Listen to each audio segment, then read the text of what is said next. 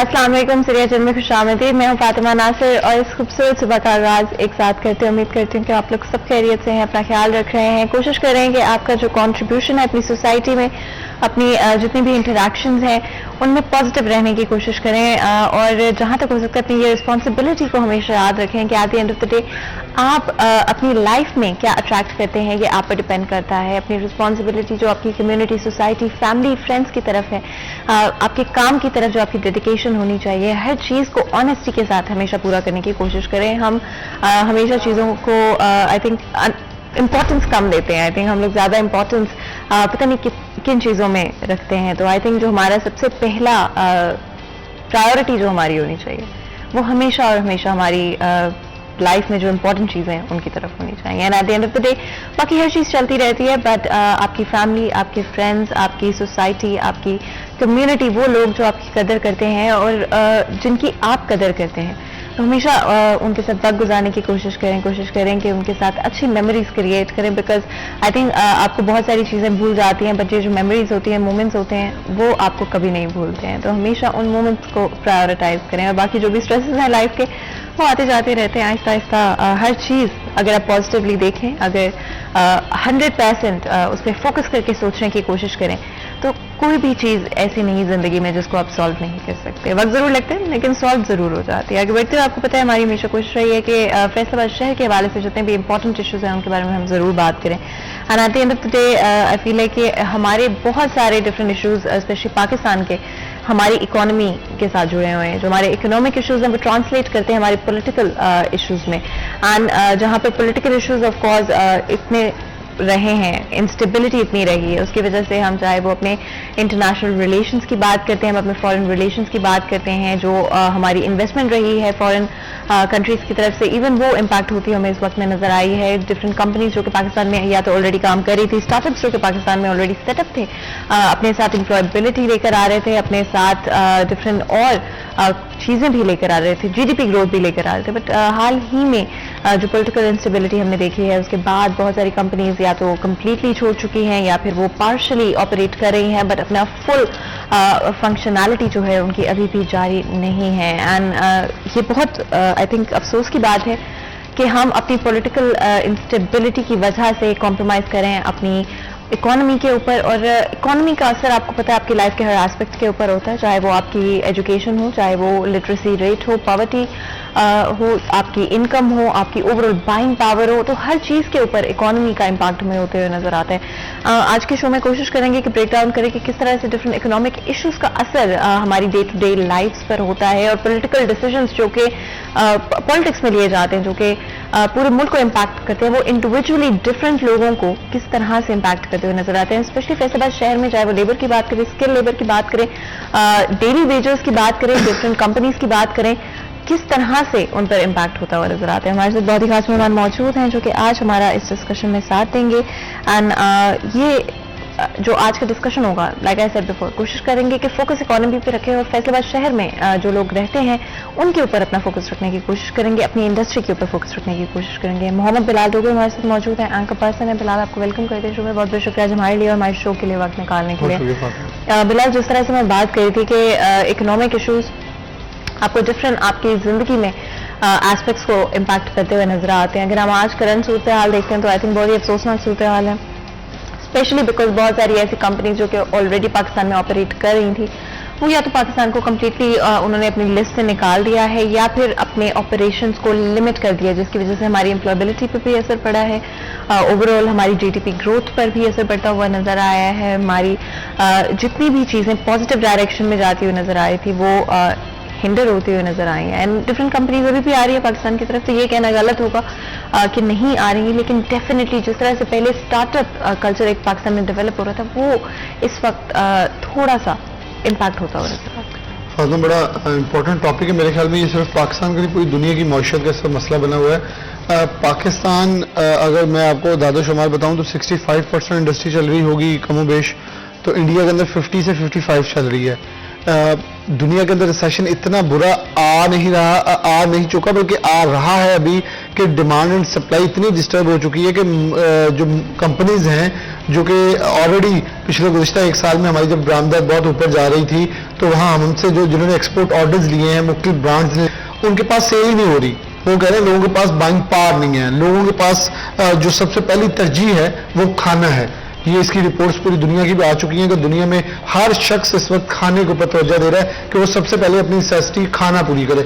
दूसरी energy cost, क्योंकि Ukraine और रूस की जंग के बाद जर्मनी, यूके और पूरी दुनिया ने इस रिसेशन के अंदर एक नया फेस सामना किया। उसके अंदर गैस की सप्लाई थी, बिजली की महंगी इलेक्ट्रिफिकेशन थी, वो सारा बोझ पड़ा। उसके बाद लोगों ने देखें, कपड़े होती हैं प्रायोरिटी बाद में, लोग पहले देते हैं मैंने खाना क्या, रहना कहाँ है और अपनी बेसिक नेसेसिटीज के बिल। तीसरे चौथे नंबर पे आके पहले ये तरजीह थी, दूसरे तीसरे नंबर पे थी पहले कपड़े, अब कपड़ों की तरजीह पीछे चले गई है। जब हमारी मेन इंडस्ट्री कपड़े के ऊपर स्टैंड करती है, ऑर्डर्स इस वक्त देखें तो जुलाई के अंदर हमने बताया था $1 अरब के ऑर्डर्स हमारे पास कम आए थे, और ये वो $1 अरब के जो ऑर्डर्स हमारे पास कम आए थे ये जुलाई के अंदर रिसीव हुए थे। ये भी अगले मंथ्स के अंदर हमें इसका खमियाजा भुगतना पड़ेगा। अगस्त में कुछ फिगर्स बेहतर नजर आई गुज़िश्ता जुलाई के महीने से, और पिछले अगस्त के महीने से भी हमारी कुछ एक्सपोर्ट्स में माइनस इजाफा हमने देखा। लेकिन फातिमा वो इजाफा अभी वैल्यू के अंदर है, क्वांटिटी के अंदर हम नीचे जा रहे हैं, क्वांटिटी हमारी बिलो है। अगर देखें तो इस मुल्क के अंदर बिलाशुबा बहुत बड़ी तादाद के अंदर बरामदात इस वक्त करने की कोशिश की जा रही है। लेकिन प्रॉब्लम देखें, अब गुज़िश्ता रोज हमने इसके ऊपर एक इंटरव्यू किया, मैंने एक न्यूज़ का ब्रेक की है कि गवर्नमेंट ने सब्सिडी नहीं दी थी जुलाई के अंदर, जिसे 9 सेंट बिजली कहते हैं, जुलाई के अंदर नहीं थी, अगस्त के अंदर शुरू हो गई। लेकिन अगस्त के अंदर जब शुरू हुई है तो उसके साथ ही कैरियर चार्जेस जो कि जनवरी और फरवरी में स्टे लिए हुए थे इजाफी बिलों की वजह से, उसके ऊपर वो लगा के फैसलों के साथ भेज दिए हैं। अब प्रॉब्लम ये क्रिएट हो रहा है कि जिसका बिल 20 लाख था उसका 40 लाख आ रहा है, तो वो आपकी इंडस्ट्री तो ऑलरेडी आधी से ज्यादा बंद हो चुकी है, क्योंकि लोग नहीं देखें, जिसके पास 2 यूनिट है वो एक चला रहा है। ये ऐसे किया जा रहा है, जिसे हम कह रहे हैं मोस्टली इंडस्ट्री बंद हो रही है। तो लोग कह रहे हैं कि एटलीस्ट जो हमारे पास ऑर्डर्स मौजूद है हम उनको ताखीरी अरबा, क्योंकि ऑर्डर्स भी वैसे मौजूद नहीं है, ऑर्डर्स आएंगे तब जब हम कंपैटिबल होंगे। जब आप 20 रुपए यूनिट के हिसाब से बिल लगा के भेजेंगे तो उनको वो आप काउंटिंग करेंगे, उसके अंदर आपको फॉर एग्जाम्पल एक प्रोडक्ट का बिल बन रहा होगा 12 रुपए, इस शर्ट का बन जाएगा 12 रुपए। लेकिन जब ये 40 लाख बिल आएगा तो ऑटोमेटिकली उसने तो वहीं से पूरा करना है ना। तो जब इसका कीमत बढ़ेगी तो आलमी मार्केट के अंदर आप कंपीट नहीं कर पाएंगे। अच्छा बिलाल, आई थिंक सिचुएशन बड़ी क्लियर है अगर आप इसको देखते हैं, आई थिंक इसमें कोई डाउट नहीं है, कोई मिस्टेक नहीं है कि हमारी इंडस्ट्री बहुत बुरी तरह से असरअंदाज हुई है और बड़ा ही नेगेटिव इम्पैक्ट होता हुआ नजर है। अगर आप इस वक्त गवर्नमेंट को देखते हैं, इदारों को देखते हैं, पॉलिसी मेकर्स को देखते हैं, उनको इल्म है इस बात का कंप्लीटली कि हमारी इंडस्ट्री सफर कर रही है, क्या सोचा हुआ है और इसका क्या इम्पैक्ट होगा हमारी ओवरऑल जीडीपी ग्रोथ के ऊपर? फातिमा, इस वक्त गवर्नमेंट ने जब आई थी तो उन्होंने एक्सपोर्टर्स के ये गवर्नमेंट को एक हमने क्रेडिट दिया था कि तमाम रिफंड्स और तमाम डीएलटीएल वापस कर दिए थे। लेकिन उसके बाद आप देखिए सैलाब आया, गवर्नमेंट के लिए टारगेट्स बहुत बढ़ चुके हैं, आईएमएफ की शराइत, लेकिन आईएमएफ की शराइत इधर नरम होती दिखाई दी, क्योंकि आईएमएफ को भी पता है कि यहां से पैसा आना है। अगर हम यहां कदगरें लगानी शुरू कर देंगे इंडस्ट्री वाले चैप्टर के ऊपर, तो फिर यहां से जो बरामदात होनी है मुल्क के अंदर से जो ज़र मुबादक, तो उन्होंने पैसा वापस लेना है। तो अगर पैसा यहां से जनरेट नहीं होगा तो मुश्किल में होंगे। इस वक्त इंपोर्ट के ऊपर हमारा मसला चल रहा है कि गवर्नमेंट ने एक कदगन लगा दी कि दरामदात कम करने के लिए अब जो भी इंपोर्ट करनी है तो उससे पहले दरामद से पहले स्टेट बैंक से इजाजत लेनी। लेकिन स्टेट बैंक से इजाजत किसी ने मना, लेकिन इस वक्त महीने हो गए स्टेट बैंक इजाजत नहीं दे रहा। लोगों के कंटेनर्स पर शिपमेंट्स आई खड़ी हैं, कंटेनर्स की लाइन लगी हुई है। पीछे यही प्रॉब्लम पहले हुआ था कि पोर्ट्स के ऊपर एक जमे वफील लग गया था, तो फिर उन्होंने लोगों ने फिर गवर्नमेंट ने एक लेटर निकाला था एसआरओ कि जितने भी कंटेनर्स मौजूद हैं उनको इजाफी जो टैक्स लगाकर रिलीज कर दिया जाए। अब उस जितना इजाफी टैक्स लगा वो भी अवाम पे बोझ आना था, आया भी होगा। लेकिन उसके बाद अब दोबारा से कंटेनर्स तो तब इंपोर्ट हो गई। देखें, मेरे ख्याल में गवर्नमेंट को थोड़ा सा चेंज कर लेना चाहिए, गैर जरूरी इंपोर्ट्स बंद होनी चाहिए और बंद रखनी चाहिए। अगर आपने उसमें रिलैक्सेशन देनी है, भारी भरकम आपने टैक्स लगा दिए हैं उनको रिलीज करके इजाजत देके, लेकिन उसके साथ आप ये देख लें कि जो इंपोर्ट हमें हमारे मुल्क के लिए बहुत जरूरी है, जो इंपोर्ट बाय एक्सपोर्ट है, जैसे यॉन है, काउंट्स हैं, आप बेडशीट के, टॉवल के, इसके अलावा नेटवर्क के अकाउंट्स जो हैं वो आपको इंपोर्ट करने पड़ते हैं। आपकी कॉटन पाकिस्तान की इतनी अच्छी नहीं है कि आप उसको सिंपली उसके साथ कुछ बना के बेच सके, तो आपको उसके साथ मिक्सिंग करनी पड़ती है। तो उसको तो आने देना, आप जदीद मशीनरी को आने दें। जब आपने दुनिया के अंदर जिस बरामदात से आप पूरी दुनिया के अंदर कंपीट कर पा रहे हैं उसको तो आने देना मुल्क के अंदर। जब वो आके यहाँ इंडस्ट्रियलाइजेशन होगी तो ये जो बेरोजगारी का तूफान है ये भी थमेगा।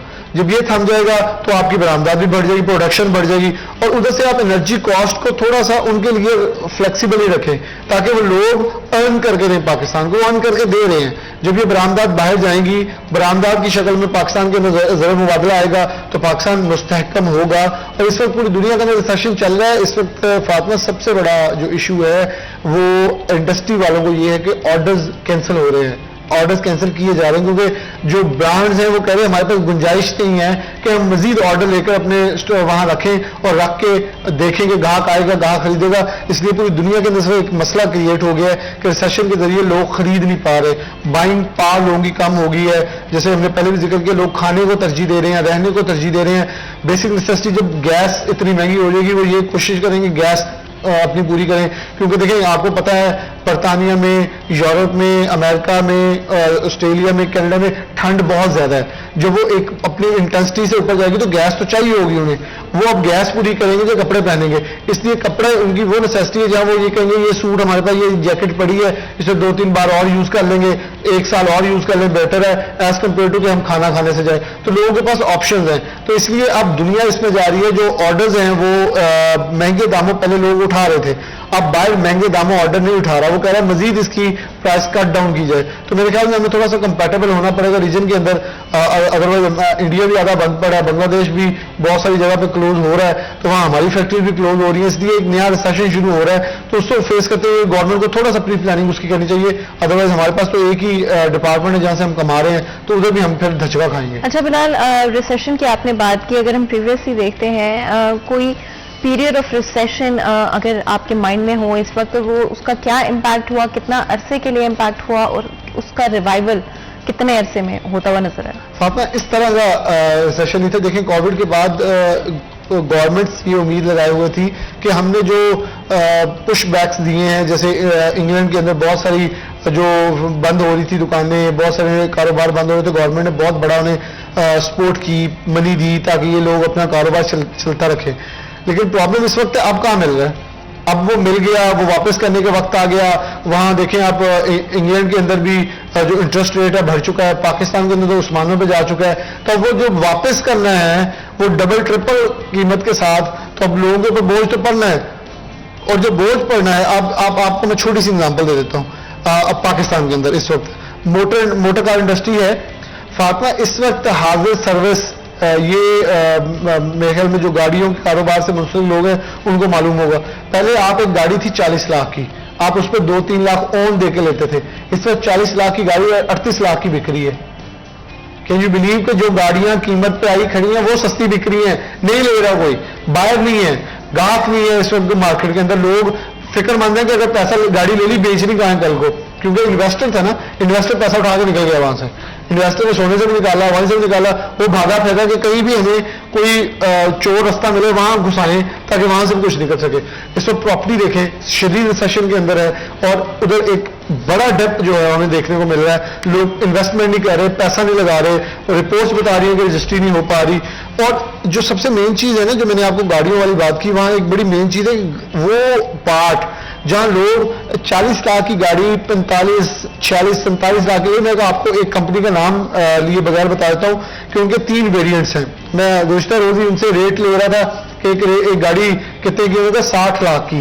तो मैंने कहा कितने पे हाजिर बिक रही है, उनका 58 पे बिक रही, 2 लाख लेस पे 55 पे बिक रही है, सॉरी 55-56 पे, 4-4 लाख लेस पे बिक रही है। क्यों?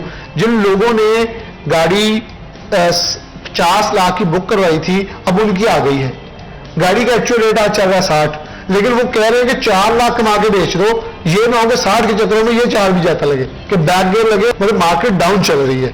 तो इसका मतलब है कि इन्वेस्टर कहीं ना कहीं पैसा उठा के निकला हुआ है इस वक्त, और गवर्नमेंट को चाहिए कोई ऐसी स्कीम्स लेके आए इस वक्त जहां इन्वेस्टर को कह रहे, देखें यही गवर्नमेंट एमएनसी स्कीम लेके आई थी इमरान खान साहब ने तनकीद की थी, लेकिन फिर उनकी गवर्नमेंट भी ये लेके आए, जो ब्लैक मनी रखने वाले लोग हैं उनके पैसों को निकलवाने के लिए आप एमएसटी स्कीम्स लेके आते हैं कि आप इतना टैक्स दें, पूरे अपने जितनी भी आपके पास पैसा पड़ा है तो आपको ये वाइट हो जाएगा, आप इसे जायज तरीके से इस्तेमाल कर सकेंगे। इस वक्त पाकिस्तान को शदीद जरूरत है और डॉलर लीकेज हो रही है बहुत बड़ी तादाद के अंदर। अभी भी आपको लगता है ये हो रहा है? करंटली मुझे कल ही अभी किसी ने बताया कि जो हमारे हमसाए मुल्क है, इसलिए अफगानिस्तान हमारे लिए बहुत बड़ा टारगेट है, वेरी ऑनेस्ट। बिलाल अगर आपकी इजाजत तो एक ब्रेक ले लेते हैं, कहीं मत जाइएगा, हमारे साथ रहेगा।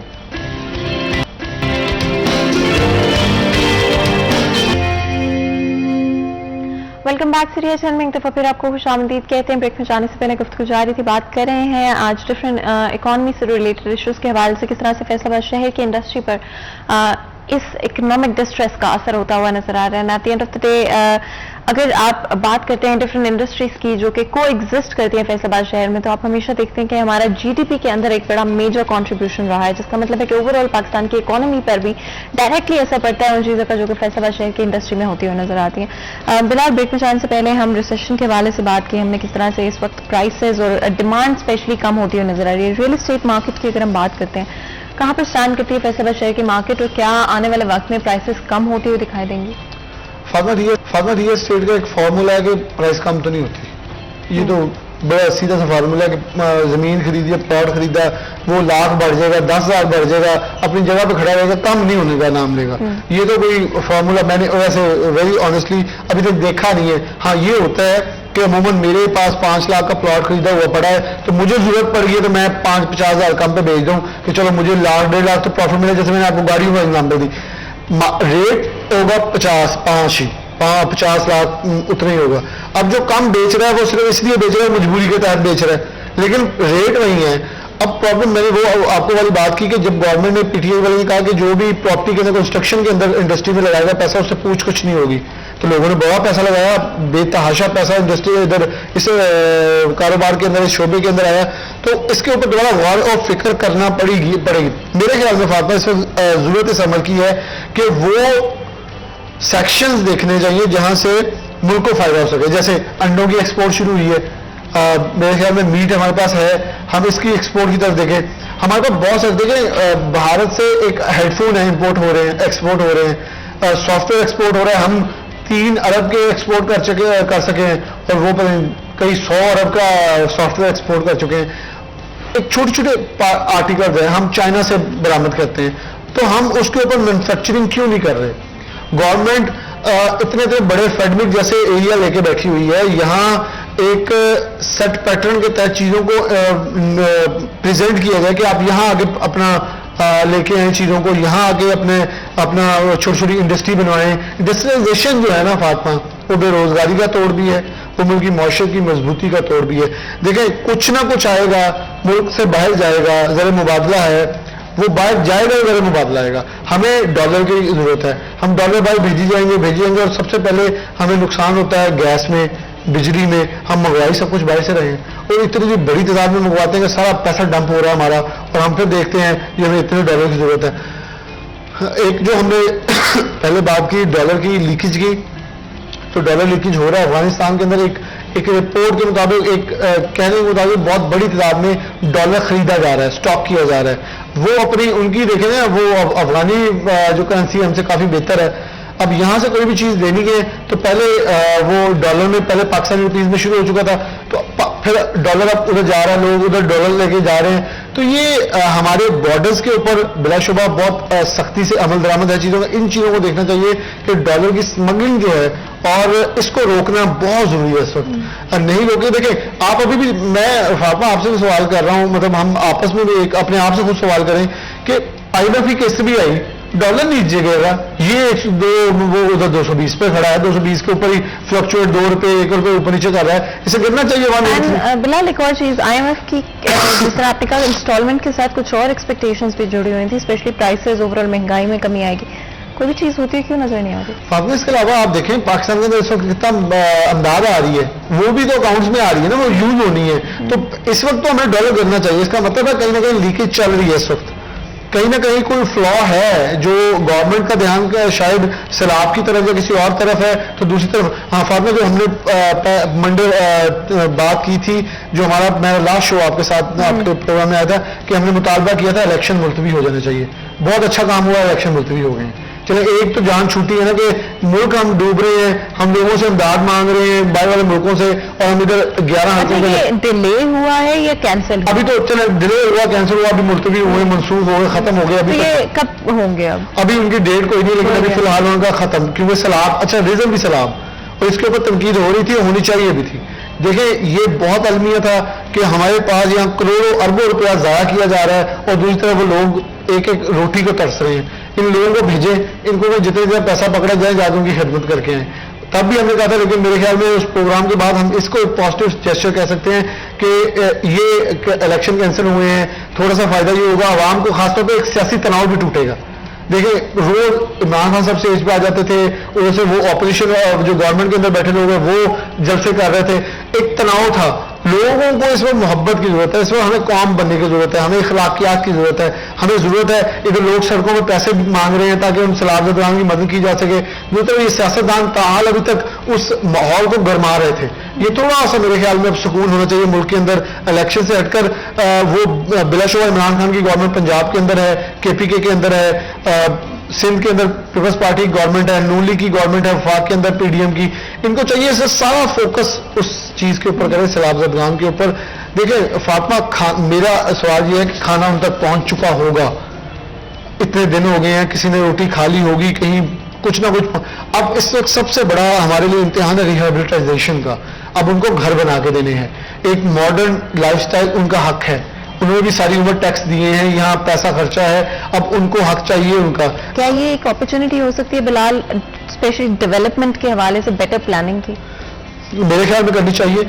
आप ये पुख्ता घरों की बजाय, जो हमारे इधर फर्निक के अंदर भी चाइना की एक कंपनी आई थी जिसने बहुत एक मॉडर्न स्टाइल का घर बना के दिया था फाइबर का, तो पूरी दुनिया के अंदर चल रहे हैं इस वक्त। आप देखें हमारा ग्वादर का पूरा एयरपोर्ट चाइना वैसे डिजाइन कर रहा है। आप दुबई एयरपोर्ट देख लें, आप इसके अलावा मदीना के अंदर एक बहुत बड़ा एयरपोर्ट, जद्दा के अंदर जो सऊदी एयरलाइन का नया एयरपोर्ट है, मॉडर्न स्टाइल पे नए एयरपोर्ट सारे इस पर फाइबर के ऊपर बन रहे हैं। मतलब एक आर्जी ढांचे के ऊपर बना के वो एक पूरा मेट्रोलाइज सिस्टम के तहत बनाते हैं, तो इधर भी बनाने चाहिए। सैलाब हमारे आते हैं, आफतें आती हैं, एटलीस्ट हमें एक कोई ऐसी चीज कंस्ट्रक्ट करनी चाहिए जो कि मिनिमाइज कर सके नुकसान को, जितना कम से कम नुकसान हम उससे उठाना पड़े हम उसकी तरफ जाएं, फिर हम डैम्स की तरफ जाएं। हमें बहुत जरूरत है, इस वक्त जरूरत है इस अमल की मेरे ख्याल में, कि अपनी तमाम सियासी नफरतें खत्म करते हुए। देखिए मेरी बात सुने, हम इल्जाम लगा देते हैं जी, उस दिन भी हमने ये डिस्कस किया था कि फलां इलाके के लोग नहीं मानते कालाबाग डैम के लिए, तो ये जो सियासतदान है ये मानने देते हैं उनको, ये मनाए जाके। अब इतना नुकसान हो गया है, पूरी दुनिया हमारा मजाक उड़ा रही है कि आपका तो रोज का काम है, हर साल आपके सैलाब तक कितनी इमदाद आपकी करेंगे। तो हमें खुद अब सीरियस होना पड़ेगा। एक बार अब लोग इमदाद कर देंगे, हर बार वो आपके ऊपर कस नहीं खाएंगे। हर दफा जब आपको दोबारा से, जैसे आपने कहा कि सबसे ज्यादा मुश्किल प्रोसेस इस वक्त दोबारा से उन लोगों को उनकी लाइफ वापस करना है, some sense of normalcy in their life. I think ये बड़ा मुश्किल काम है, और ना सिर्फ इसको कुछ अरसा लगेगा, हो सकता है कुछ साल तक लग जाए, एंड इवन देन प्रोबेबली शायद कभी उनकी जिंदगी उस तरह नॉर्मलाइज नहीं हो सकेगी जिस तरह पहले हुआ करती थी। एंड ये बड़ी अफसोस की बात है बिलाल कि अगर हम सिर्फ 2000 के बाद ही देख लें तो ये दूसरी या तीसरी दफा मेरा ख्याल कि हम एक सिमिलर उसके अलावा भी हर साल आपको नजर आता है कहीं ना कहीं छोटे एरियाज में कहीं ना कहीं ये इशू जरूर होता है, बट मेजरली 2 दफा ये हमने देखी है सिचुएशन। ये बड़े अफसोस की बात है कि इवन हम जानते हैं कि हमारा पोटेंशियली रिस्क फैक्टर हो सकता है, एंड जिस तरह से प्रेडिक्शंस की गई थी उनके मुताबिक ऑलरेडी पता था कि ये सूरत हाल इस्टेब्लिश हो सकते हैं, लेकिन फिर भी उनके लिए कोई प्लानिंग नहीं की गई, लोगों को इवैक्यूएट तक नहीं किया गया। तो ये बड़ी अफसोस की बात है। वापस आते हुए बिलाल फैसलाबाद शहर की इंडस्ट्री की तरफ, आई डू फील लाइक कि हम अभी उस पॉइंट पे खड़े हैं जहां पर एक ग्लोबल रिसेशन हम पर असर जरूर करता हुआ नजर आएगा। क्या एडवाइस देंगे इस वक्त बिजनेसमैन को, कंपनीज को, इंडस्ट्री में जितने भी लोग मौजूद हैं, क्या करना चाहिए इस वक्त? फातिमा, कल हम ना यान मार्केट में बैठे थे, तो वो कैसे शमस गोशा साहब मौजूद थे जो कि साबिक चेयरमैन भी हैं, तो वो एक बात कर रहे थे, तो उनसे अब्दुल रहमान और मैंने हमने क्वेश्चन किया कि क्या हो, चल क्या रहा है। वो कहते हैं आप हमें बताएं चल क्या रहा है, हमें ये नहीं समझ आ रहा कल होना क्या है। मतलब इतनी ज्यादा अनसर्टेनिटी का माहौल है कि कोई इन्वेस्टमेंट करने को तैयार नहीं, कोई पैसा निकालने को तैयार नहीं, लोग डर रहे हैं कि यहाँ पैसा रखेंगे पता नहीं यहाँ से डूब जाएगा। मेरे ख्याल में गवर्नमेंट को ये जो फैक्टर है ना, इसको रिमूव करने की बहुत जरूरत है। कोई ऐसा माहौल, ऐसा जैसे मैंने कहा अपॉर्चुनिटीज प्रोवाइड करें गवर्नमेंट के, लोग इन्वेस्टमेंट करें, लोग पैसा निकालें, पैसे का फ्लो होगा। ये घूमना है तो सर्कल ठीक होना है। हालात हम ये कही जाए सैलाब आ गया, सैलाब में डूब गए, ठीक है। देखिए फैसलाबाद में चैम्बर की तरफ से करोड़ों रुपया इकट्ठा हुआ, बूमा ने इकट्ठा किया, PHM की तरफ से इकट्ठा हुआ, ऐसे ही जॉन मार्केट ने करोड़ से ज्यादा का इकट्ठा करके वहां भेज के उनकी मदद की। अब हमें आगे चलना है। मेरे ख्याल में फातिमा इसमें सबसे ज्यादा जो जिम्मेदारी है वो सियासतदानों के ऊपर है। They have to play a very sensitive role और अक्लमंदाना किरदार अदा करने की जरूरत है। अपने इख्तलाफात छोड़ दें। देखिए मेरी बात सुनिए, आप सियासत कहां करेंगे? ये मुल्क नहीं रहेगा तो कहां सियासत करनी है? बिजनेसमैन बाद में आते हैं, बिजनेसमैन का कोई स्टेक नहीं होता, उसका स्टेक ये होता है कि मुल्क तरक्की करे। जो बेहतर गवर्नमेंट आ जाए वो बेचारे उनके साथ खड़े हुए। I think this is the best part because in fact जितने भी फैसलाबाद शहर से जुड़े हुए इंडस्ट्रियलिस्ट यहाँ पर आए या बिजनेसमैन जो कि यहाँ पर आते हैं, उनसे जब बात हो रही तो बड़ा क्लियर उनका स्टांस होता है। पॉलिटिकल इश्यूज में उनका कोई इनपुट नहीं होता, बल्कि they are very much intent on making sure कि वो किसी भी पॉलिटिकल पार्टी के साथ अलाइन ना कर रहे हो, बल्कि पॉलिसीज के साथ, बेटर पॉलिसीज के साथ बातचीत कर रहे हो, उसके तरफ जाने की कोशिश करें। मजीद गुफ्तगू करें उससे पहले ब्रेक ले लेते हैं, कहीं में जाएगा हमारे साथ ही।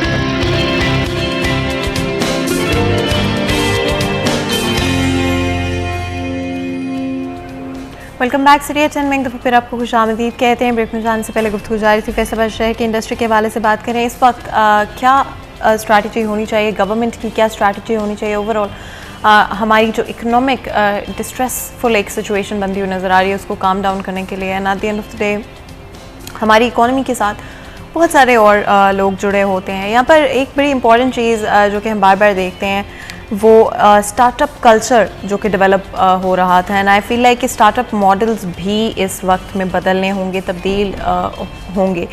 जहाँ पर अगर आप देखते हैं कि एक रिसेशन की तरफ हम बढ़े, उसका जवाब शायद ये नहीं होगा कि बिजनेसेस या स्टार्टअप्स को, स्पेशली छोटे SME सेक्टर को रिस्ट्रिक्ट कर देना चाहिए या लिमिट कर देना चाहिए। बहुत सारे ऐसे लोग होंगे जो कि इस वक्त में भी, इस दौरानिए में भी हो सकता है अपनी कंपनीज या बिजनेस स्टार्ट करने की कोशिश कर रहे हो। बिलाल, क्या मोस्ट इंपॉर्टेंट चीज़ें होंगी जो कि किसी भी नए स्टार्टअप को, एग्जिस्टिंग स्टार्टअप को, जो कि नए बिजनेसेस हैं स्पेशली फैसलाबाद शहर में, उनको लॉन्ग टर्म चलते रहने के लिए या इस वक्त में सरवाइव करते रहने के लिए अपनाने चाहिए? फातिमा, मेरा ये मशवरा समझ लें या एक एडवाइस के साथ साथ एक प्लान देख लें। वो नौजवान जिनके पास कुछ ज़र मुबादला मौजूद है, वो एक स्पेसिफिक एरिया लैंड का लेकर उसके ऊपर इस वक्त टनल फार्मिंग और ग्रीन जो लाइफस्टाइल उसकी तरफ हम बढ़ सकते हैं। देखें, इस वक्त हमें एक बीज से एक मिर्च नहीं चाहिए, हमें एक बीज से 150 मिर्च वाली जो बीज आए हैं, जिसे हाइब्रिड बीजेस कहते हैं, उधर जाना होगा। आपका आधा मुल्क डूब चुका है और आपने जहाँ से फसल लेनी है, आपको जनूबी पंजाब डूबा हुआ है, सिंध डूबा हुआ है, चावल आना है। चावल के बाद ये चावल तो मेरे ख्याल में बचेगा नहीं। आप अगर देखें ये जो बारिशें अभी हालिया 2-3 दिन में फैसलाबाद में हुई हैं, कमाद की फसल देखें, उसको बुरी तरह से वो मुतासर करता देखी जा रही है वो बारिश। तो आप देखें आने वाली फसलों के ऊपर बहुत बड़ा बोझ पड़ता जा रहा है। आपने अभी चावल की फसल निकालनी है, गंदुम आगे बुआई करनी है, तो जब ये पानी उतरेगा नहीं, पानी उतरेगा, पीछे दलदल है, दलदल कहाँ किस हद तक आप ठीक करके उसके अंदर बुआई करेंगे, किसकी ज़मीन कहाँ चलेगी, किसका कौन सी नहर चलेगी, कौन सी नहीं करेगी, वहाँ तो हर चीज़ सफ़ा हस्ती से मिटी पड़ी है।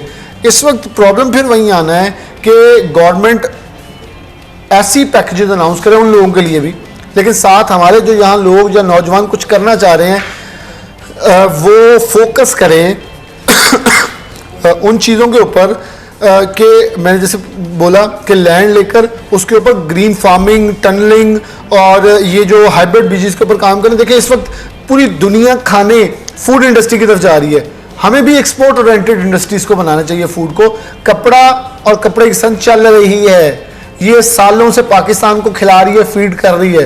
There should be another department, कोई और शोबा सामने आए, वो भी अपना हिस्सा डालना शुरू करे। क्या सारी उम्र के लिए इस 30-20 अरब के ऊपर खड़े करना है हमने? देखिए बांग्लादेश 50 अरब तक सिर्फ इंडस्ट्री कपड़े की ले गया है, हम सिर्फ अपने कपड़े को अभी तक 30 अरब तक लेके गए, 20 अरब से ज़्यादा तक ले गए हैं, वहीं खड़े हैं। तो बहुत सारी और चीज़ें हैं जिसके ऊपर फोकस करने की इस वक्त ज़रूरत है। हमें उधर जाना चाहिए। फूड इंडस्ट्री के अंदर बहुत बेशुमार गैप मौजूद है, वहाँ काम करें, क्वालिटी का काम करें। देखें अमेज़ॉन ने अगर जब कहता है कि पाकिस्तान दुनिया का सबसे बड़ा सेलर बन जाता है, तो ये एक हमारे लिए सबूत है उन नौजवानों के लिए कि आपके अंदर पोटेंशियल मौजूद है, यू कैन डू इट।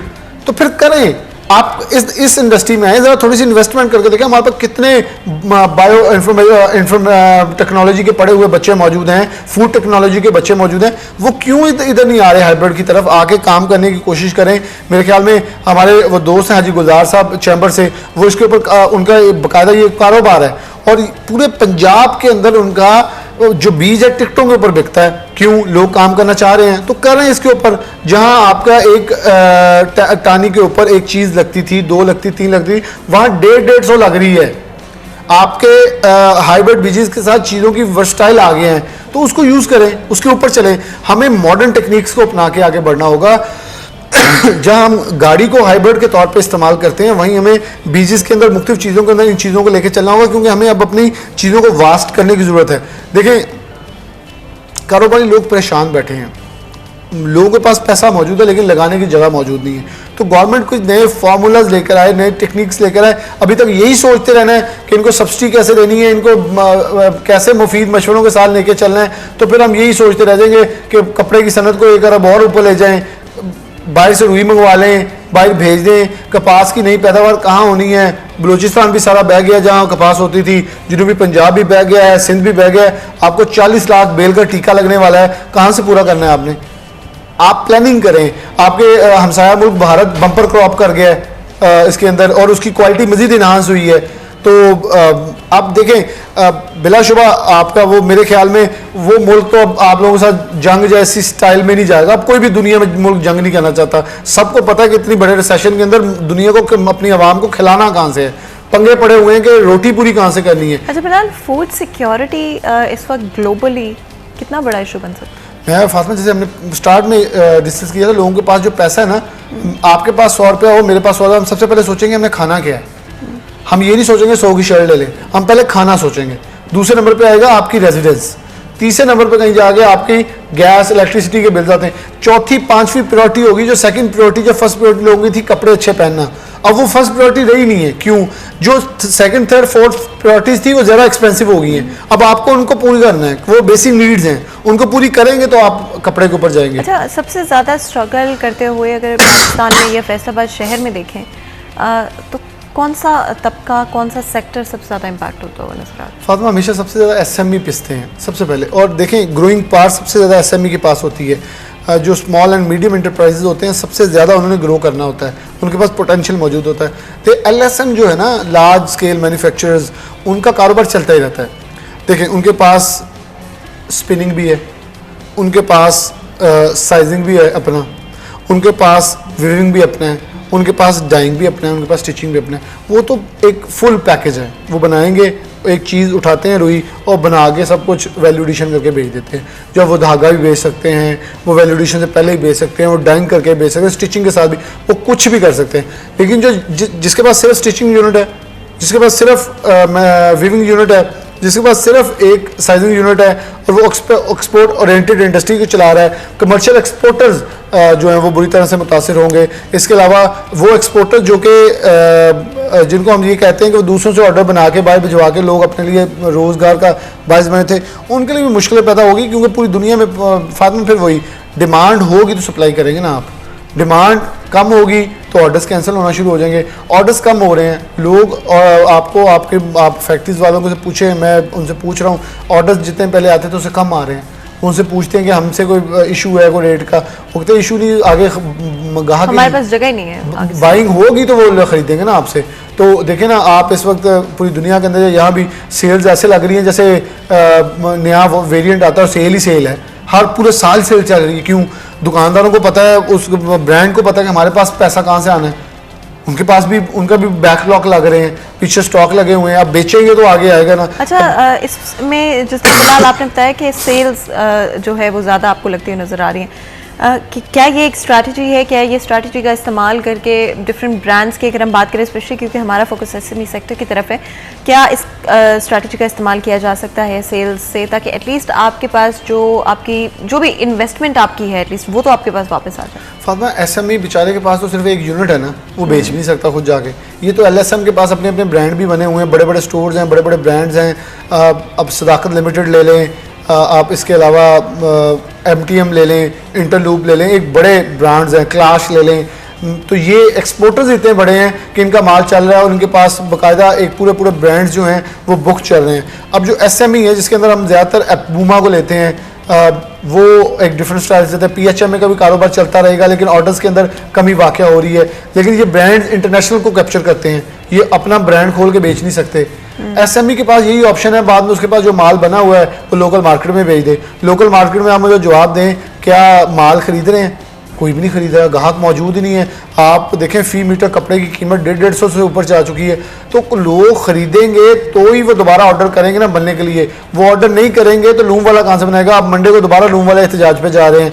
उनके बिल का जो फी यूनिट कीमत है 50 रुपये आ गई है, तो 50 रुपये फी यूनिट के अंदर आप एक फी मीटर कपड़ा कैसे बनाएंगे सस्ता नहीं बनेगा। डाइंग सस्ती नहीं होगी तो खरीदार ही नहीं होगा, खरीदार नहीं होगा तो कपड़ा बनना बंद हो जाएगा। ये चेन डिस्टर्ब है। एंड ऑफ कोर्स बिलाल, हमारी कोशिश थी आज के शो में कि डिफरेंट उन इश्यूज़ के बारे में ज़रूर बात करें जो कि फैसलाबाद शहर की इंडस्ट्री पर इम्पैक्ट होते हैं, जिसमें ऑफ कोर्स हमारे डिस्कशन में स्टार्टअप्स के हवाले से बात रही, डिफरेंट बिजनेसेस, आपकी क्या स्ट्रैटेजी हो सकती है, स्पेशली एसएमई सेक्टर इस वक्त कितनी मुश्किल में आ सकता है, एंड क्या आपके पास चीज़ें हैं जो कि आप कर सकते हैं, किस तरह से आप अपने बिज़नेस को इस मुश्किल वक्त से सर्वाइवल के थ्रू एटलीस्ट कोई ना कोई टेक्निक्स का इस्तेमाल कर सकते हैं। उम्मीद ये होगी कि आगे चलते हुए हमारी गवर्नमेंट की प्रायोरिटीज़ में सबसे ऊपर और सबसे पहले एसएमई सेक्टर होना चाहिए। At the end of the day हमारी जीडीपी जो चलती है, जो हमारा मुल्क चलता है, वो एसएमई सेक्टर में जो लोग मौजूद हैं, जो कंपनीज़ मौजूद हैं, उनकी वजह से चलता रहता है। तो आपका बहुत बहुत शुक्रिया बिलाल, आज हमारे लिए, हमारे शो के लिए वक्त निकालने के लिए। यहाँ पर बिल्कुल छोटा सा ब्रेक लेते हैं, कहीं मजा आएगा, हमारे साथ रहेगा।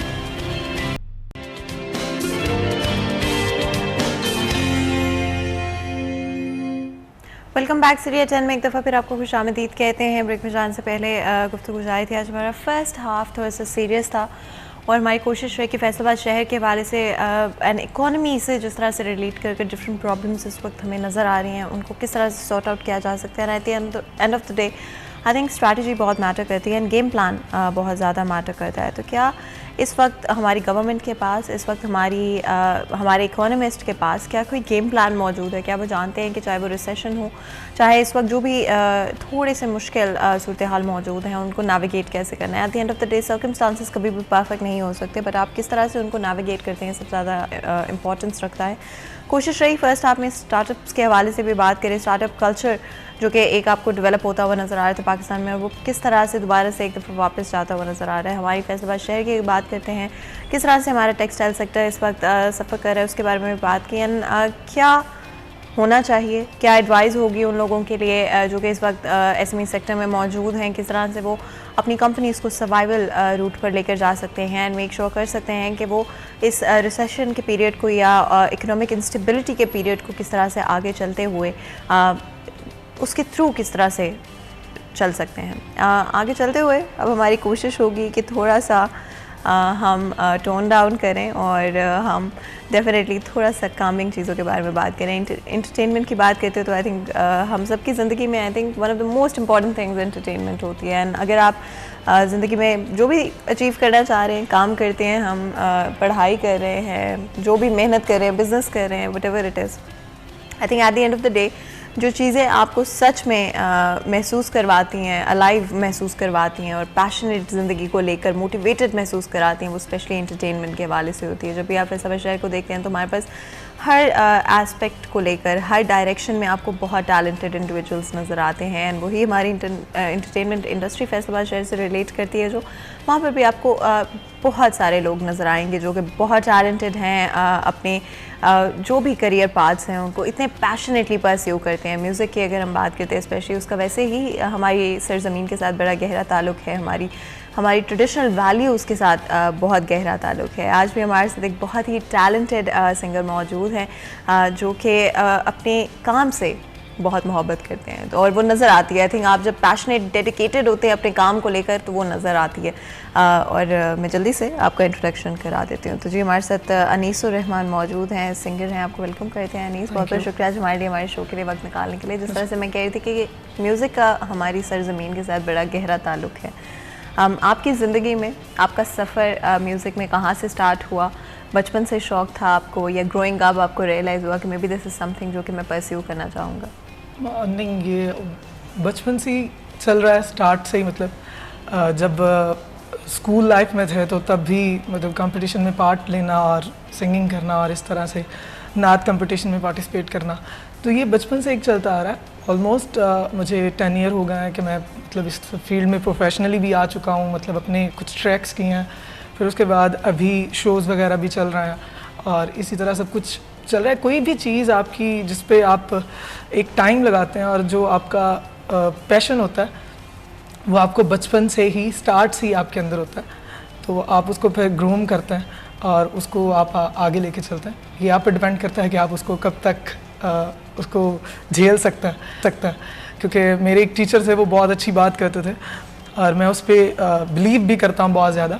वो कहते थे कि जब आपका पैशन आपका प्रोफेशन बन जाता है तो आपको बहुत मज़ा आता है काम करने में, और अगर आपका पैशन जस्ट आपका पैशन रहे तो कुछ अरसे बाद आप थक जाते हैं और आप फिर उसको छोड़ देते हैं। और ये रियलिटी, और वो कहते हैं कि जब आप थकते हैं तब आप कुछ ना कुछ बनने वाले होते हैं तो आप उसको छोड़ने पे आ जाते हैं, इस तरह होता है। लेकिन तब भी छोड़ना नहीं है क्योंकि वो आपका इम्तिहान होता है, तो आपने इसको इसमें ग्रूम करना है और इसको कंटिन्यूसली लेके चलना है, क्योंकि अल्लाह ताला आपकी एफर्ट को देखते हैं।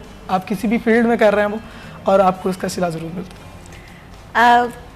और मुझे आपकी बात बहुत अच्छी लगी। आई थिंक हमारे प्लेटफॉर्म की भी हमेशा कोशिश रही है। आई थिंक हम सक्सेस को सेलिब्रेट करते हैं, बट मैं एक वीडियो देख रही थी और उस वीडियो में एक बड़ा अच्छा कॉन्सेप्ट था जहाँ पर आप अपने बच्चों को ये पूछते हैं कि आपने किस चीज़ में फ़ेल किया।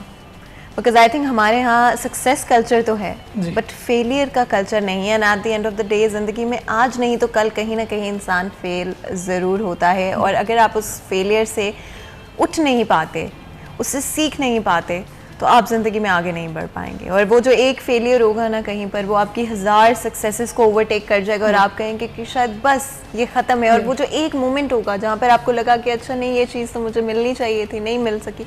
आपकी लाइफ में आपने फेलियर से कहाँ पर सीखा, और वो कौन सा सबसे मॉन्यूमेंटल और इम्पॉर्टेंट मोमेंट रहा जो कि आपको लगता है आज तक के आपको बहुत कुछ सिखा गया? फेलियर ऐसा रहा कि मतलब जब स्टार्ट किया था तो बहुत सी जगहों पे मतलब एज अ गेस्ट जाने के बावजूद भी मुझे चांस नहीं दिया गया, क्योंकि मैं वैसा कर नहीं पाया था। उस वक्त स्टार्टअप था, लोग जानते नहीं थे, और कुछ लोगों को मतलब वो नॉलेज भी नहीं था मेरे बारे में कि ये कौन बच्चा है, कहाँ से आया। तब काफ़ी छोटा सा था और वो एक यंगर स्लिम स्मार्ट सा एक का सा, तो मुझे कहते थे कि आवाज़ कहाँ से निकालोगे। तो वो जब स्टार्टअप था तो बहुत से इवेंट्स और बहुत से शोज़ इस तरह थे जहाँ पे मैं मतलब गया, मुझे पहले कॉल करके बुलाया गया और फिर मतलब बिल्कुल पॉइंट पे आकर उन्होंने बोला नहीं सर टाइम नहीं है तो अभी आप नहीं कर सकते। उस चीज़ से मैं बहुत ज़्यादा मतलब फील किया इस चीज़ को कि हमारी इंडस्ट्री में अगर आपके पास टैलेंट है तो शायद आपको उसके लिए कुछ और भी चाहिए, टैलेंट के अलावा भी आपके पास कुछ होना चाहिए तो आप ग्रो कर सकते हैं। अदरवाइज़ आपको लोग इसी तरह जो है वो बैक पे फेंकते जाएंगे, आपको पुश करते जाएंगे, आपको आगे नहीं आने देंगे। तो इन चीज़ों पे बहुत अच्छे लोग भी मिले इस फील्ड में, बहुत अच्छे लोग जिन्होंने बहुत अच्छा साथ दिया और आगे तक आने में बहुत ज़्यादा साथ दिया, और कुछ ऐसे भी मिले जिन्होंने डीमोटिवेट किया। तो उस डीमोटिवेशन को कभी भी दिल पे नहीं लिया और यही सोचा कि अगर मुझे कोई डीमोटिवेट कर रहा है तो इसको अपनी कमज़ोरी नहीं बनाना, इसको ताकत बना के आगे बढ़ना और इनको बताना है कि हम भी कुछ कर सकते हैं।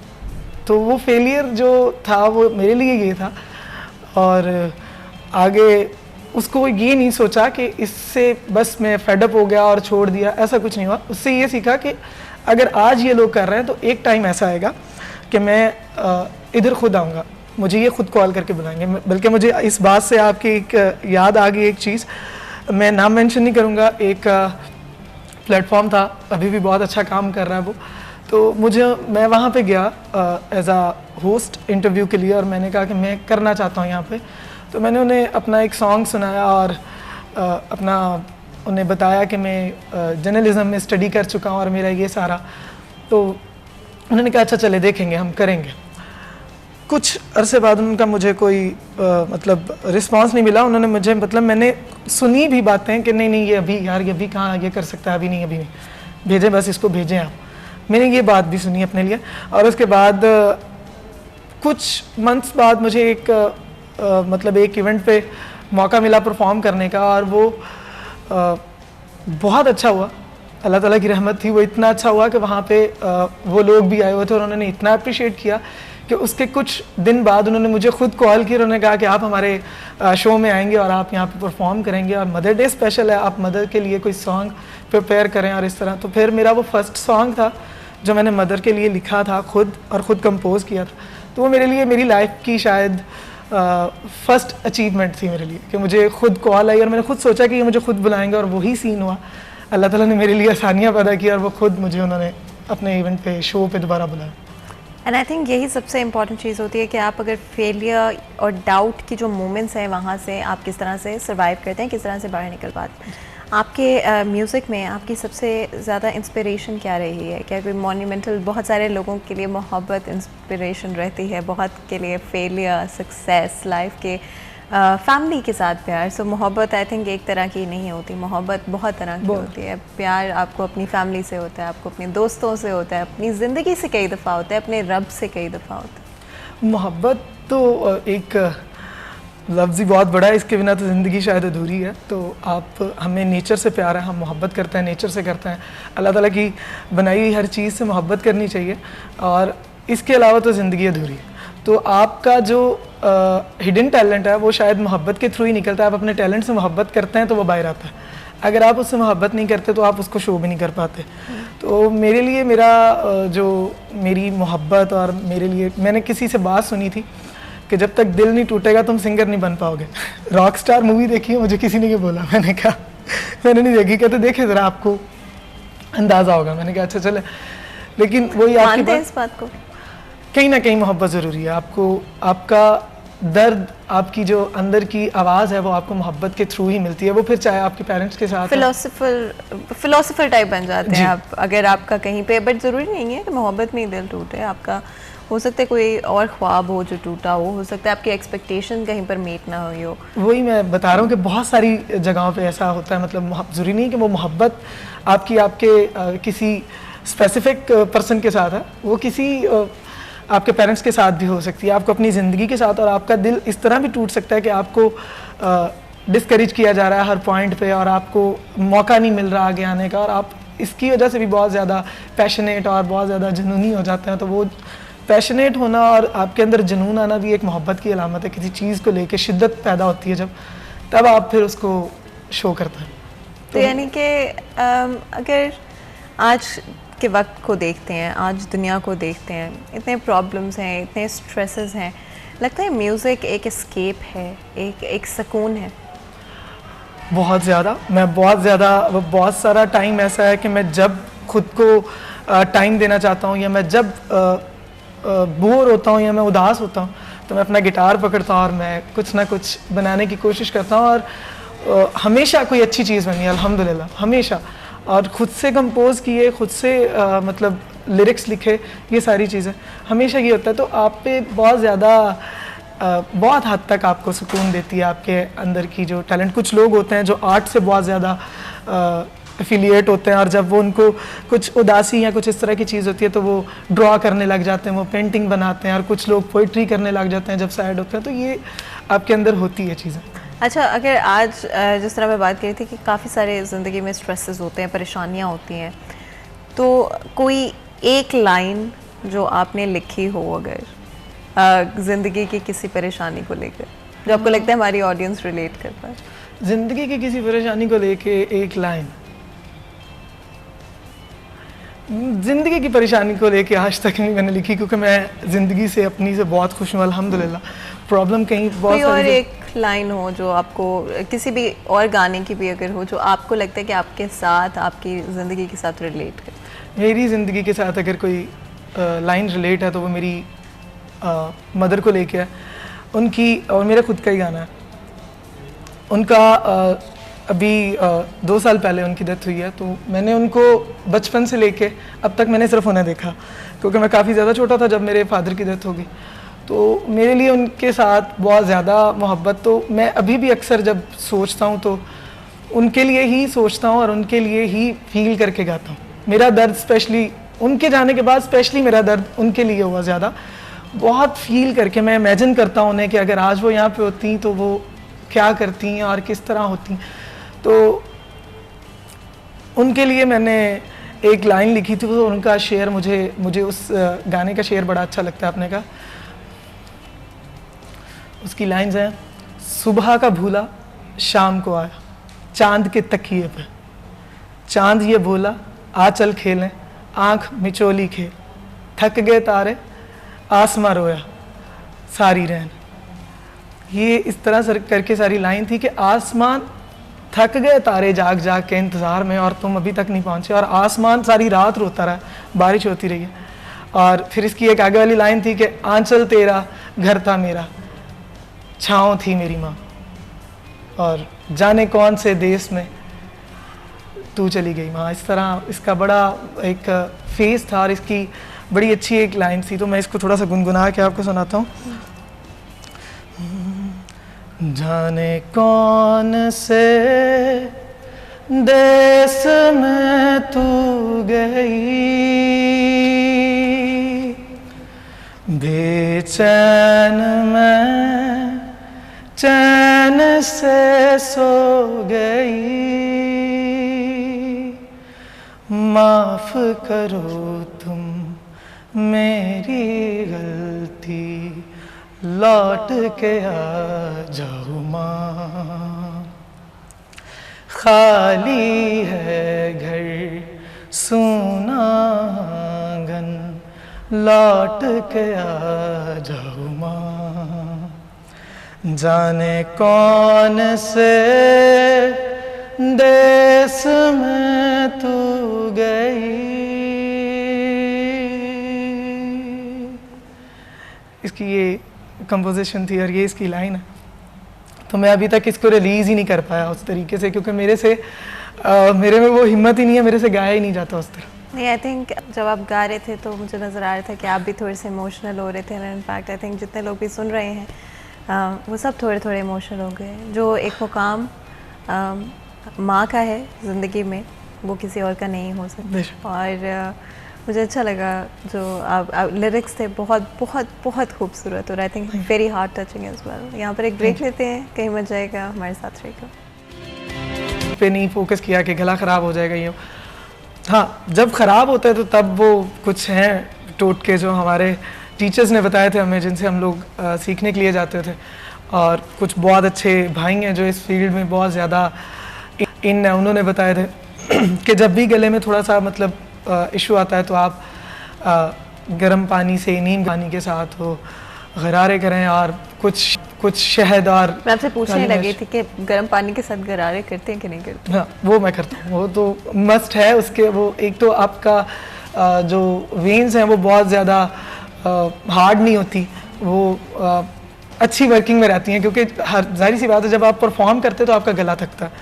हम मतलब कुछ लोग गाते हैं यहाँ से, कुछ लोग गाते हैं यहाँ से, और कुछ लोग गाते हैं यहाँ से। अच्छा, ये टेक्निक मुझे कभी समझ नहीं आई। तो अगर आप वॉइस ओवर्स भी इन्वॉल्व हों तो एक्चुअली में यही होता है राइट, कि आप एक गले से आप उससे थोड़ी सी अगर इंटेंस आवाज़ निकालना चाह रहे हैं, ये कैसे मैनेज करते हैं? कितना ब्रीदिंग कंट्रोल चाहिए होता है? और प्रैक्टिस करते हैं बेसिकली आपका जो नर्वस सिस्टम है ना, ये बेसिकली पूरी बॉडी का कंट्रोल इसके पास है। आपका दिमाग आपकी पूरी बॉडी को कंट्रोल कर रहा है। आपने माइंड में पहले तो सबसे पहली बात है, आपने ये सोचना नहीं है कि मैं ये कर नहीं सकता। जब आप ये सोचेंगे ना कि मैं ये कर नहीं सकता, तो आप 110% वो चीज़ नहीं कर सकते। अच्छा, मतलब डाउटफुल नहीं होना डाउटफुल। आप बहुत सारी चीज़ें होती हैं जब आपको नोज़ल चाहिए होती है अपनी वॉइस में बहुत सारी जगहों पे, तो आपको अपने नाक का यूज़ करना पड़ता है। तो उसके लिए भी आपको आइडिया होना चाहिए कि आप नाक हम ब्रीथिंग कंट्रोल इसी से लेकिन जहाँ तक मुझे आपकी बात समझ में है कि ब्रीथिंग कंट्रोल से ज़्यादा मेंटल कंट्रोल बहुत ज़रूरी है। आप जब इस चीज़ को कंट्रोल कर लेंगे, आपकी सिंगिंग भी कंट्रोल में हो जाएगी, आपकी सांस भी आपके कंट्रोल में हो जाएगी, और आप लाउड बोलना चाहेंगे, आपका लाउड बोलना भी कंट्रोल हो जाएगा। हम मोस्टली, मेरा स्केल थोड़ा सा हाई है, मैं हाई स्केल के सॉन्ग गाता हूँ ज़्यादा, तो मैं बहुत अपर लेवल पे चला जाता हूँ, लेकिन मैंने अपने दिमाग में ये पहले एस्टिमेट लगाया होता है कि मैं यहाँ तक रहूँगा तो वोकल ठीक रहेगी, यहाँ पे जाऊँगा तो फट जाएगी। लेकिन मैं मोस्टली जगह पे ऐसे करता हूँ, मेरे साथ हम लोग जैमिंग कर रहे होते हैं, हम प्रैक्टिस कर रहे होते, तो मैं मतलब अगर बैठा हूँ तो मैं खड़ा होता हूँ, मैं कहता हूँ होगा, करो करो, हम लोग प्रैक्टिस करते हैं, होगा। और आप यकीन माने कि होता है, हम लोग वोकल उस लेवल पे लेके जाते हैं जहाँ पे हमें पता है कि ब्रीथिंग जो है, हमारा सांस टूट जाएगा यहाँ पे, हम वहाँ पे थोड़ा सा एक कट लगा लेते हैं कि यहाँ से सांस दोबारा खींचना, तो फिर उसकी भी प्रैक्टिस होती है। एक ट्रिक होता है कि यहाँ से सांस कैसे खींचना है और माइक में आवाज़ भी ना है, और आपने सांस दोबारा वापस लेके जाना। हर चीज़ की डेफिनेटली प्रैक्टिस है, आप करेंगे तो ही आप उसको परफेक्ट कर सकते हैं। पहले आपने एक बड़ा इमोशनल, ऑफ कोर्स हमें आपसे सुनने को मिला गाना, आई थिंक जहाँ पर इमोशनल मोहब्बत है वहीं पे रोमांटिक मोहब्बत भी है। तो कोई अगर 2 या 3 लाइंस आपके अपने एक्सपीरियंस से रिलेट करके, या जो आपको लगता है कि लोगों के साथ सबसे ज़्यादा आज के ज़माने में रिलेट कर सकती हैं, फ़नी भी हो सकती हैं और रोमांटिक भी हो सकती हैं। देखिए, आज के ज़माने में, आज तो खैर मोहब्बत वो है ही नहीं, टू बी ऑनेस्ट वो मोहब्बत नहीं है। हर कोई अपनी भाग दौड़ में लगा हुआ है, जस्ट एक आप लोगों की अटैचमेंट है जो आप बहुत दूर तक ले जाते हैं, और ऐसे और उसे मोहब्बत का नाम देते हैं। मोहब्बत से ज़्यादा अटैचमेंट है। आप चंद हफ्ते, वो बानो कुसिया की एक लाइन है कि मैंने कुछ दिन छुप के देखा है, लोग याद नहीं करते। ये रियलिटी है। आप खामोश हो जाएं, आपको कोई भी नहीं पूछेगा कि आप कहाँ पर आज के दौर में, क्योंकि सब लोग अपनी अपनी लाइफ में बिजी हैं। हर बंदा अपनी लाइफ में किसी ना किसी हद तक परेशान है, बिजी है, और वो आपको बॉदर ही नहीं करता कि कौन कहाँ पे लगा। तो इसलिए मर्द की मोहब्बत वही है जिसके लिए वो हर टाइम खड़ा रहता है, और वो सोचता है कि मैं इसके लिए सब कुछ कर सकता हूँ, और वो उसके लिए करता है। और शायद आज के दौर में 50 से 45% लोग ऐसे हैं जो ये सब कुछ करते हैं, मेरा जाता ख्याल। नहीं तो कहीं ना कहीं लोग डाउटफुल होते हैं, हाँ पेरेंट्स मानेंगे या नहीं मानेंगे, अच्छा चलो। और सबसे बड़ी बात, हमारे माशरे में आज जो देखा जा रहा है वो स्टेटस कॉन्शियस हैं लोग बहुत ज़्यादा। और एक बड़ी मशहूर लाइन है, मगर आज के ज़माने के लिए मैं वो लाजमन बोलूँगा कि गरीब की मोहब्बत को हमेशा अमीर ले जाता है। ये रियलिटी है।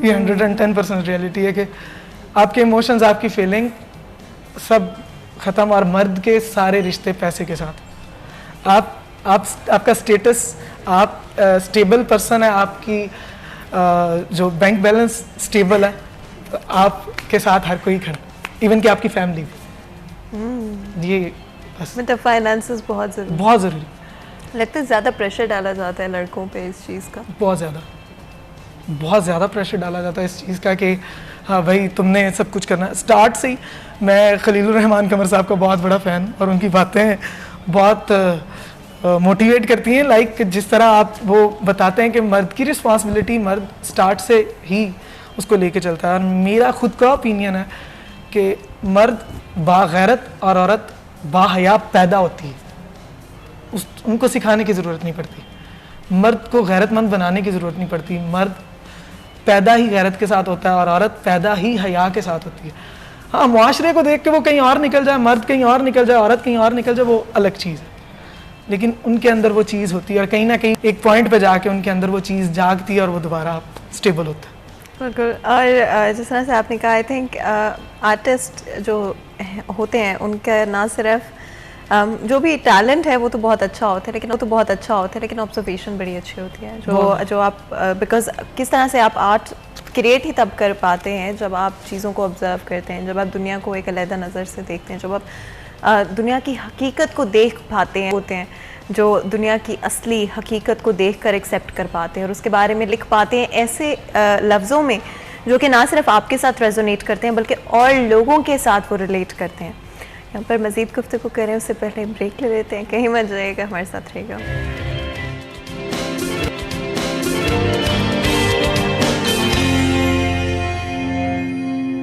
वेलकम बैक सीरियल 10 में एक दफ़ा फिर आपको खुशामदीद कहते हैं। ब्रेक में जाने से पहले गुफ्तगू जारी थी। आज हमारी गुफ्तगू थोड़ी सी डिफरेंट टोन में है। यूजुअली हम बड़ी सीरियस बातें करते हैं, बट लाइफ में जितना सीरियस होना ज़रूरी है, रिस्पॉन्सिबल होना ज़रूरी है, उतना ही थोड़ा सा काम डाउन होना भी ज़रूरी है। हमारी यही कोशिश रहती है कि आपको हर चीज़ का थोड़ा थोड़ा मिक्स मिलता रहे हमारे शो से, हमारे प्लेटफॉर्म से। बहुत ही टैलेंटेड सिंगर आज हमारे साथ मौजूद हैं। ब्रेक में जाने से पहले उनकी आवाज़ में हमने गाने भी सुने हैं कुछ, और कुछ फ़िलोसफीज़ और कुछ लाइफ लेसन्स भी हमने कोशिश की है अपनी कन्वर्सेशन में शामिल करने की। जिस तरह से आप बता रहे थे कि आई थिंक एक आर्टिस्ट की ऑब्जर्वेशन स्किल्स बड़ी इंपॉर्टेंट होती हैं, और आप मुझे ब्रेक में भी बल्कि बता रहे थे कि अगर आप ऑब्जर्व नहीं करेंगे तो किस तरह से उसे दूसरे लोगों तक कम्युनिकेट कर सकेंगे। किस तरह से अगर अपनी ज़िंदगी को देखते हैं, कौन से ऐसे पॉइंट्स रहे होंगे जहाँ पे आपको लगता है कि अगर आपने कोई सॉन्ग लिखा या कोई लिरिक्स लिखे और आपको लगता है लोगों ने बहुत रेजोनेट किया होगा उनसे? अभी तो ऐसा कुछ भी नहीं हुआ। बहुत सारे सॉन्ग्स ऐसे हैं जो मैंने मतलब लिखे, कंपोज किए, और कुछ तो ऐसे हैं जो सुना ही नहीं, रिकॉर्डेड पड़े और लोगों को सुना। अच्छा, महसूस करते हैं कि कई दफ़ा हम लैक ऑफ कॉन्फिडेंस या डाउट की वजह से, जिस तरह आपने कहा कि बहुत सारे पाइपलाइन में आपके सॉन्ग्स हैं जो पड़े हुए हैं, तो क्या रीज़न है उसके पीछे? सही टाइम का, अच्छी अपॉर्चुनिटी का। क्योंकि कुछ चीज़ें होती हैं आप वेस्ट नहीं करना चाहते। आप चाहते हैं कि जब वो मार्केट में आए तो एक अच्छे वे में आए, और इस तरह आए कि लोग उसको कहें कि यार कुछ डिफरेंट है। अच्छा, जिस तरह से अच्छे वे में, क्या उसके पीछे चाहेंगे कि कोई लेबल हो प्रोफेशनली? ये पोटेंशियली आपकी ख्वाहिश हो? मेरी ये ख्वाहिश है कि मैं मतलब कुछ सॉन्ग ऐसे हैं जो बहुत अच्छे लिखे हैं, हिडन है एक चीज़ बहुत, इंशाल्लाह जल्द वो भी मार्केट में आएगी। मेरा एक सॉन्ग है जो सीज़न के लिए सिलेक्ट हुआ है, और इंशाल्लाह बहुत जल्द वो भी मार्केट में आएगा। होप कि इसी साल के लास्ट पे या नेक्स्ट ईयर के स्टार्ट में इंशाल्लाह तो वो एक बहुत बड़े लेवल से आ रहा है वो। और वो सॉन्ग आई थिंक मैंने 3 से 4 साल पहले लिखा था, और वो दोस्तों पे, फ्रेंड पे। कोई एक लाइन दोस्तों के लिए? मुखलिस दोस्त मिल जाए तो आपकी ज़िंदगी संवर जाती है। और वो कहते हैं कि बेवकूफ़ दोस्त से बेहतर है होशियार दुश्मन। क्योंकि हमें मुखलिस दोस्त मिल जाए तो आपकी ज़िंदगी संवर जाती है। और आई थिंक कि जिस फील्ड से मैं रिलेटेड हूँ और जिस तरह मैं चीज़ों को सोचता हूँ, एक कलाकार होने के नाते से, एक फ़नकार होने के नाते से, जिस तरह मैं चीज़ों को सोचता हूँ, मैं आज तक किसी मुखलिस दोस्त के पास नहीं पहुँचा, आज तक नहीं पहुँचा। शायद इस तरह हुआ कि हम लोग बेसिकली सभी एक दूसरे के साथ अपने अपने मतलब के लिए जुड़े हो। जिसका जहाँ पे मतलब पूरा हो रहा है वो आपसे साइड पे होता जा रहा है, ये हकीकत है। और इशफाक अहमद कहते हैं कि रिश्ते टूटने की सबसे बड़ी वजह ये है कि हम जल्दबाजी में फ़ैसले लेते हैं, हम बात को समझते नहीं, हम जज्बाती हो जाते हैं। और ये रियलिटी है, हम लोग बहुत ज़्यादा जज्बाती होते हैं, हम अपने बहुत पुराने रिश्ते तोड़ देते हैं, और फिर हम इस ईगो में नहीं मिलते एक दूसरे को। अगर वो नहीं मुझे याद कर रहा तो मैं क्यों उससे मिलूं? तो इसलिए मुझे बहुत से लोग ऐसे, दोस्त मेरे ऐसे मुझे मिले हैं जो मुझे डिच तो नहीं कह सकता कि बीच रास्ते में मुझे मतलब छोड़ के तो अपने अपने रास्ते पे, तो मैं ज़्यादा बॉदर नहीं करता। मैं कहता हूँ चलें, उसका सफ़र मेरे साथ इतना था, अल्लाह ताला उसको खुश रखे और हमें भी कामयाबी अता करे। आई थिंक कई दफ़ा शायद इसमें कोई बुराई भी नहीं होती। आई थिंक जब आप बड़े हो जाते हैं वो बचपन की दोस्तियाँ तब्दील हो जाती हैं, और उनकी डायनामिक्स बदल जाते हैं, आपकी प्रायोरिटी ज़िंदगी में तब्दील हो जाती हैं। समझते हैं ज़रूरी है कि ज़िंदगी की तब्दीलियों के साथ अपनी एक्सपेक्टेशंस लोगों से भी तब्दील कर ली जाए?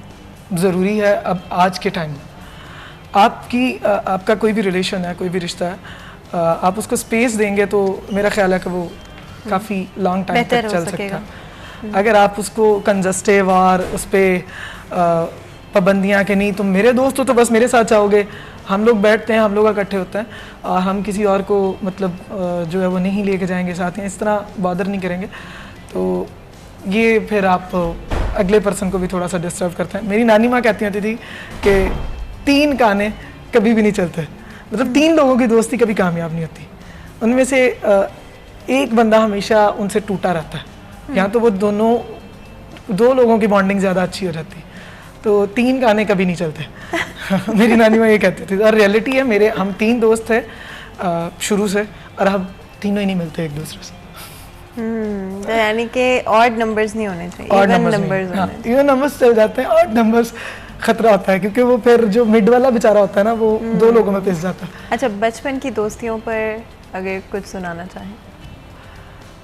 बचपन की दोस्ती मेरी एक कह लें कि अभी भी मेरे एक दोस्त हैं, बहुत अच्छे हैं, हम लोग अभी भी एक दूसरे के साथ मिलते हैं, लेकिन वही स्पेस वाला हिसाब है। हम लोगों ने बचपन की बड़ी यादें एक दूसरे के साथ गुजारी हैं, तो उनके लिए एक छोटी सी, मतलब सभी दोस्तों के लिए, सभी जितने मेरे अभी भी मेरे साथ जो दोस्त हैं, जो मेरा बहुत साथ देते हैं बहुत सारी चीज़ों पे, तो उनके लिए एक लाइन है, यारो यही दोस्ती है किस्मत से जो मिली है, यारो यही दोस्ती है किस्मत से जो मिली है, सब रंग चले सब संग चले चलते रहे यूं सदा, यारो यही दोस्ती है, यारो यही दोस्ती है।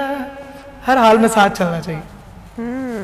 और आई थिंक इससे ज़्यादा शायद ही कोई बात और सच हो दोस्ती को लेकर के at the end of the day बस साथ चलें जी। और हालात बदलते हैं, लोग बदलते हैं, ज़िंदगी के सर्कमस्टांसेस बदलते हैं, प्रायोरिटीज़ तब्दील होती हैं, बट दोस्ती दोस्ती रहनी चाहिए। और मुश्किल में काम आने वाले दोस्त ही आपके सच्चे दोस्त होते हैं। जो आपके साथ मुश्किल में नहीं खड़े, वो आपके लिए खुशी में भी फिर वो मैं उतना इम्पोर्टेंस नहीं रखते जितना आपके लिए वो गम में आपका साथ देंगे। वो कहते हैं अक्सर कि आप खुशी में लोग अक्सर भूल जाते हैं, गम में नहीं भूलते। जो गम में आपके साथ खड़ा होगा, आपको हमेशा वो इंसान याद रहेगा, हमेशा। एंड आई थिंक ज़िंदगी में थोड़ा सा फ़नी टच होना चाहिए। अगर आप में ये एबिलिटी नहीं है कि आप खुद पर हंस सकते हैं, अपनी गलतियों पर हंस सकते हैं, तो आई थिंक ज़िंदगी आपके लिए बहुत मुश्किल होने वाली है। बहुत मुश्किल। कौन सा ऐसा लम्हा रहा होगा जब पर खुद पर हंसी आई, या आपने किसी बात पर की हुई हरकत पर हंसी आई? बहुत सारी ऐसी चीज़ें हैं, मतलब अब फैसलाबादी हैं हम लोग तो बात पे फ़नी चीज़ निकालते हैं, तो बहुत सारे मोमेंट्स ऐसे हैं। तो नहीं, जुगत सुना दे कोई। फैसलाबाद की पहचान आपने मेंशन कर ही दी है। जुगतें इतनी कुछ, अभी रिसेंटली हम लोग ये कल की बात है शायद, कल या परसों हम लोग मार्केट में गए थे शहर, तो वहाँ पे एक आदमी ने बोला, कहता यार एदा ना शुगर बहुत ज़्यादा आ गया, शुगर लेवल बहुत ज़्यादा आ गया। तो डॉक्टर ने उसको कहा कि जी ताड़ा शुगर बहुत ज़्यादा हो गया। कहता मैंने लगता पिछले महीने तो लग के आ गया। तो ये कहानी तो मुझे लगता है इस वक्त पूरे मुल्क में ना बहुत सारे लोगों की, तो इससे पहले कि हमारे जो पिछले महीने के शुगर थे वो भी लग के आ जाए, ऐसा करते हैं कि आज के प्रोग्राम का वक्त, क्योंकि ख़त्म होते हुए जो है ना, आई थिंक एंडिंग बड़ी इंपॉर्टेंट होती है हमेशा।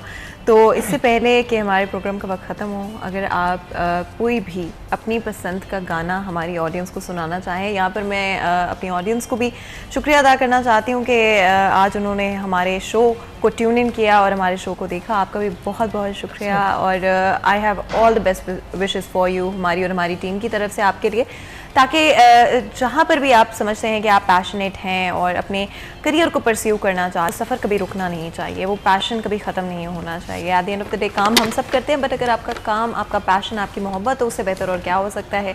तो जी गाना सुनेंगे और आप लोगों से इजाज़त भी लेंगे। बहुत बहुत शुक्रिया अनीस, एक दफ़ा फिर आपका, और आपकी मर्ज़ी का गाना।